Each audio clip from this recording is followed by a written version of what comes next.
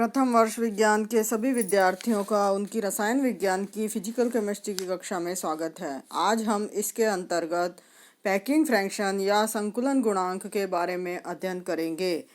विभिन्न नाभिकों के लिए द्रव्यमान क्षति डेल्टा एम का मान अलग अलग होता है। इस द्रव्यमान क्षति के बारे में हम पिछले वीडियो में पढ़ चुके हैं। द्रव्यमान क्षति के तुलनात्मक मानों को व्यक्त करने के लिए एस्टर्न ने सन 1927 में या 1927 में एक पद प्रचलित किया जिसे हम संकुलन गुणांक कहते हैं।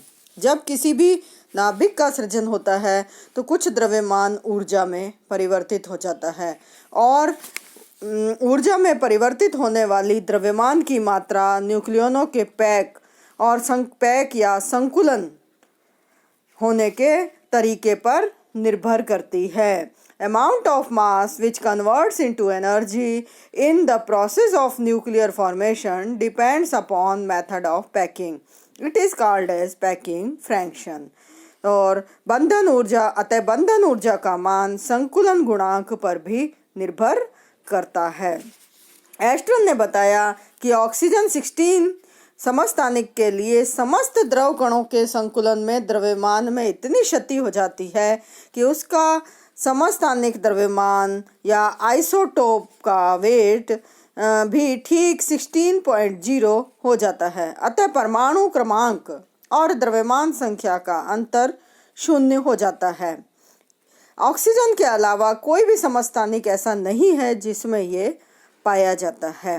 अतः ऑक्सीजन में जो संकुलन है या पैकिंग फ्रैक्शन है वो आइडियल स्थिति या आदर्श स्थिति का माना जाता है। एस्टर्न ने अनसमस्थानिक के द्रव्यमान में कमी की गणना उनके समस्थानिक द्रव्यमान और द्रव्यमान संख्या के अंतर से की ताकि ऑक्सीजन 16 समस्थानिक के मान से हम तुलनात्मक अध्ययन कर सकें। संकुलन गुणांक का मान बहुत कम होता है, अतः 10⁴ के फिगर को हम स्वेच्छा से इसमें ऐड करके उसको बढ़ाते हैं। स्क्रीन पर आपको दिखाई दे रहा है पैकिंग फ्रैक्शन F = m-a/a × 10⁴। इस सूत्र की सहायता से हम पैकिंग फ्रैक्शन का मान निकाल सकते हैं। यहाँ पर m समस्थानिक का परमाणु भार है और a उसकी द्रव्यमान संख्या है। चूंकि संकुलन गुणांक का मान बहुत ही कम होता है इसलिए हम उसे 10⁴ से मल्टीप्लाई करते हैं, तब वो हमारे एप्रिसिएबल रेंज में आ जाता है। यदि हम ग्राफ प्लॉट करते हैं तो संकुलन गुणांक और द्रव्यमान संख्या के बीच में यदि हम ग्राफ प्लॉट करते हैं तो संकुलन गुणांक को y एक्सिस पर लिया जाता है और द्रव्यमान संख्या को आप देखें जैसा कि आपको स्क्रीन पर दिखाई दे रहा है 0, 40, 80, 121, 60 एंड 200 मास नंबर हैं। इनको हमने x एक्सिस पर लिया है। संकुलन गुणांक का मान 200 मास नंबर से ज़्यादा होने पर बहुत ही कम होता है क्योंकि वो नाभिक अस्थायी नाभिक के श्रेणी में आते हैं। तो ग्राफ यदि आप देखें तो ग्राफ से आपको दिखाई देता है कि यहाँ पर संकुलन गुणांक का मान लेते हुए हमने y एक्सिस पर -20, 0, +20, +40 एंड +60 लिया है। इससे प्रदर्शित होता है कि जहाँ पर ऋणात्मक मान है इसका मतलब उनका जो संकुलन है वो ऑक्सीजन 16 में संकुलन की अपेक्षा न्यूक्लियाइडों में द्रव्यमान की हानि कितनी ज़्यादा है उसको बताता है। अतः जहाँ पर माइनस में संकुलन गुणांक है वे तत्व ऑक्सीजन की तुलना में ज़्यादा स्थायी होते हैं। 20 से कम और 200 से ज़्यादा मास नंबर वाले या द्रव्यमान संख्या वाले अपेक्षाकृत अस्थायी होते हैं। संकुलन गुणांक का ऋणात्मक मान बताता है कि प्रति न्यूक्लियन द्रव्यमान में क्षति ऑक्सीजन 16 की अपेक्षा उनमें अधिक हुई है और इस कारण उनमें बंधन ऊर्जा का मान ज़्यादा हो गया। इसीलिए ऐसे न्यूक्लियाइड ऋणात्मक संकुलन गुणांक वाले अपेक्षाकृत अधिक स्थायी होते हैं। संकुलन गुणांक का मान पॉजिटिव जो है वो इस बात को बताता है कि न्यूक्लियाइड के संकलन में प्रति न्यूक्लियॉन द्रव्यमान क्षति या मास डिफेक्ट ऑक्सीजन 16 की तुलना में कम है, अतः बंधन ऊर्जा का मान कम होता है। ऐसे न्यूक्लियाइड ऑक्सीजन 16 की तुलना में कम स्थायी होते हैं। जो कर्व हमें स्क्रीन पर दिखाई दे रहा है उसमें दिखाई दे रहा है कि द्रव्यमान संख्या 50 वाले समस्थानिक में संकुलन गुणांक न्यूनतम है, अर्थात क्रोमियम और जिंक के बीच के तत्व, यानी जो ट्रांजिशन सीरीज फर्स्ट है उसमें क्रोमियम से लेके जिंक वाले तत्व में संकुलन गुणांक न्यूनतम होता है, अर्थात ये अधिकतम स्थायी तत्व है। ये प्रकृति में काफ़ी मात्रा में पाए जाते हैं। 200 से अधिक मास नंबर वालों में संकुलन गुणांक या पैकिंग फ्रैक्शन का मान ज़्यादा होता है। ये इनके अस्थायित्व को बताता है। यह भी सही है कि ऐसे नाभिक रेडियो एक्टिव होते हैं और स्वतः विखंडित हो जाते हैं। नाभिक के संलयन और विखंडन से मुक्त होने वाली ऊर्जा का स्पष्टीकरण हम आगे के वीडियो में करेंगे।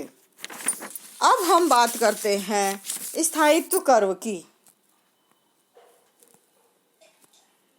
स्थायित्व कर्व प्रति न्यूक्लियॉन बंधन औसत बंधन ऊर्जा नाभिक के स्थायित्व का मापदंड है। प्रति न्यूक्लियॉन बंधन ऊर्जा और द्रव्यमान संख्या के बीच में जब ग्राफ प्लॉट किया जाता है तो जो ग्राफ है वो आपने अभी स्क्रीन पर थोड़ी देर पहले देखा था। यह एक स्थायित्व कर्व के समान है। ये कर्व नाभिकों में आपेक्षिक स्थायित्व की तुलना कर सकते हैं। चूँकि ये कर्व मैक्सिमम भाग में आने वाले नाभिकों के प्रति न्यूक्लियॉन बंधन ऊर्जा अधिकतम है, अतः उसका स्थायित्व भी अधिकतम होगा। अतः 40 से 120 द्रव्यमान संख्या वाले नाभिक स्थायी होते हैं। इसको हम नाभिकीय स्थायित्व पट्टी के द्वारा भी समझ सकते हैं। नाभिकीय स्थायित्व पट्टी परमाणु क्रमांक और न्यूट्रॉनों की संख्या के बीच में ग्राफ प्लॉट करके दिखाई जाती है।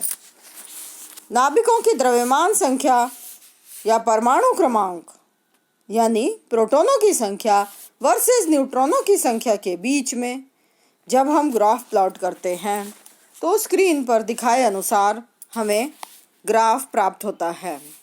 इस चित्र से स्पष्ट है कि अधिकतर नाभिक पट्टी के बीच में ही बढ़ते हैं। जो अस्थायी नाभिक है वो नाभिक की पट्टी के या तो ऊपर रह जाते हैं या फिर स्थायित्व पट्टी के नीचे रह जाते हैं। स्थायित्व पट्टी के ऊपर आने वाले नाभिकों में न्यूट्रॉन का मान ज़्यादा होता है और नीचे आने वाले में प्रोटॉन का मान ज़्यादा होता है।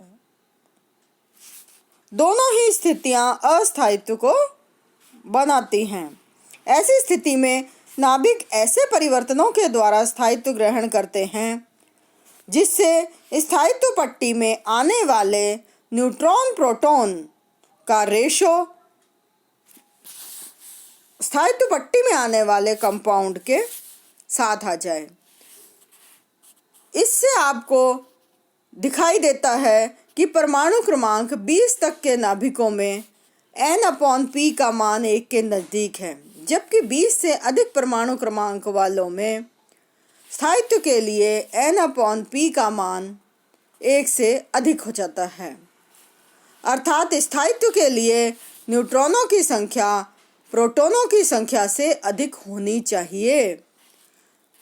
जैसे जैसे परमाणु क्रमांक बढ़ता है, प्रोटॉनों के बीच स्थिर वैद्युत प्रतिकर्षी बल में तेजी से वृद्धि होती है। जब न्यूट्रॉनों की संख्या बढ़ जाती है तो नाभिक के परिमाण बढ़ जाता है और परिमाण बढ़ने से प्रोटॉनों के बीच की दूरी भी कम हो जाती है। इसके परिणाम स्वरूप प्रतिकर्षी बल के मान में कमी होती है। अतः परमाणु क्रमांक बढ़ने पर न्यूट्रॉन की संख्या बढ़ना स्थायित्व बढ़ाने के लिए यूजफुल होता है। नाभिकों में N/P रेशो, जो कि हम ग्राफ से निकाल रहे हैं और देख रहे हैं, N/P रेशो अनुपात के अनुसार दो स्थितियां बनती हैं। यदि किसी नाभिक का N/P रेशो स्थायित्व पट्टी के ऊपर आता है, अर्थात नाभिक में प्रोटॉन की अपेक्षा न्यूट्रॉन ज़्यादा हैं और स्थायित्व प्राप्त करने के लिए यह अनुपात कम होना चाहिए, ऐसा कण बीटा कण का उत्सर्जन करता है और ऐसे में न्यूट्रॉन प्रोटॉन में परिवर्तित होता है और वो स्थायित्व पट्टी के नज़दीक आ जाता है। दूसरी स्थिति है कि कोई भी नाभिक N/P रेशो पट्टी के नीचे पड़ता है और इसका मतलब है कि न्यूट्रॉनों की अपेक्षा प्रोटॉनों का अधिक है और ऐसे में अल्फा कण का उत्सर्जन हो सकता है और उस अल्फा कण के उत्सर्जन के द्वारा वो N/P रेशो स्थायित्व पट्टी के पास का प्राप्त कर लेता है। तो इस तरह से N/P रेशो बदलता रहता है और तत्व में नाभिकीय परिवर्तन या न्यूक्लियर ट्रांसफॉर्मेशन की अभिक्रिया चलती रहती है और जो नाभिक हैं वो स्थायित्व को प्राप्त करते हैं। बीटा उत्सर्जन नाभिक में एक इलेक्ट्रॉन का ह्रास होता है और N/P अनुपात को कम कर देता है और समस्थानिक इस केस में स्थायित्व रेखा के नज़दीक पहुंच जाता है। जैसे 6 carbon 14 converted into 7 nitrogen 14 plus 1 electron plus radiations.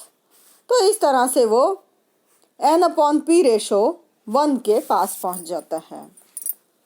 यदि न्यूट्रॉन उत्सर्जन होता है तो N/P अनुपात घटता है और नाभिक स्थायित्व ग्रहण कर लेता है। तो इसका उदाहरण है 36 क्रिप्टॉन 87 न्यूट्रॉन उत्सर्जन से 36 क्रिप्टॉन 86 का फॉर्मेशन करता है। तो इस तरह से नाभिक जो है विभिन्न तरीकों के द्वारा स्थायित्व को प्राप्त करते हैं। तो आज के इस वीडियो में हमने आपको स्थायित्व कर्व और संकुलन गुणांक के बारे में बताया। धन्यवाद।